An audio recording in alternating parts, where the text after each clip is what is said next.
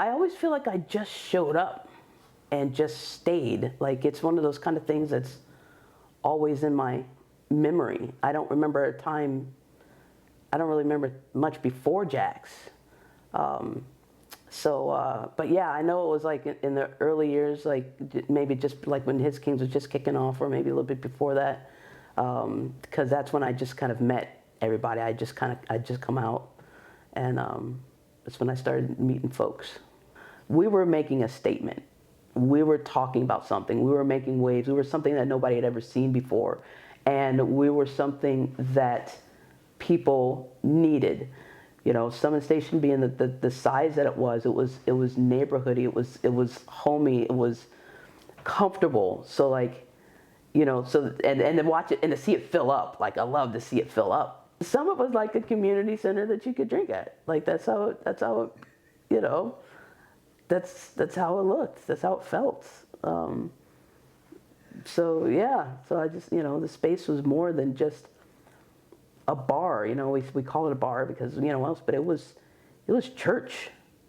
It was home, you know, and it was a sanctuary. That's where I kind of started to learn the language of, you know, who I am and who I can be and what I'm allowed to do and what I don't need to worry about what society thinks. And that was the nugget of it. That was the seed of it.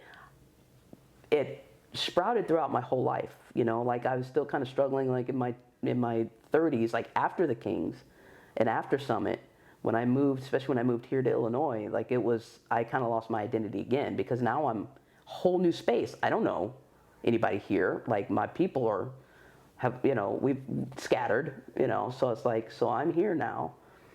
And I lost myself again. And so it was a little harder to try to find myself because like, you know, because there was nothing like here, nothing like Summit Station here. So I never knew I was part of history at Summit Station when I was there because it was just, you know, my mind wasn't even there. Like it was, I didn't have to think about that kind of stuff. I didn't have to think about anything when I was there. I could just be me and hang out with my buddies. I learned a little bit about the history, like you know, I found out it's called Jack's Go-Go. I didn't know it had been there for, you know, since the 70s. Like I knew it was the longest running, but I didn't know what that meant. You know, but I knew like, hey, right now in the 90s, like it's all about us, you know, so that's how it was.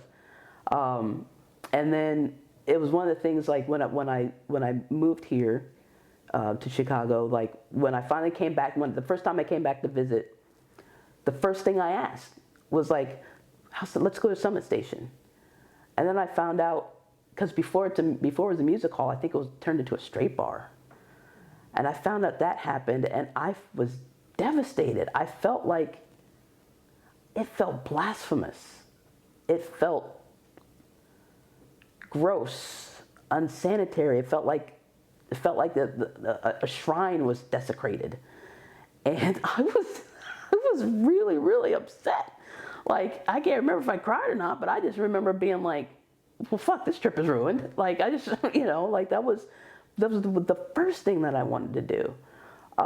So yeah, so it broke my heart when it closed, and I felt like that's when I felt like a piece of history was gone. Like, people aren't going to know how much Summit Station meant to so many people. They're not going to know the history that was there, that was built there, that was created there. You know, that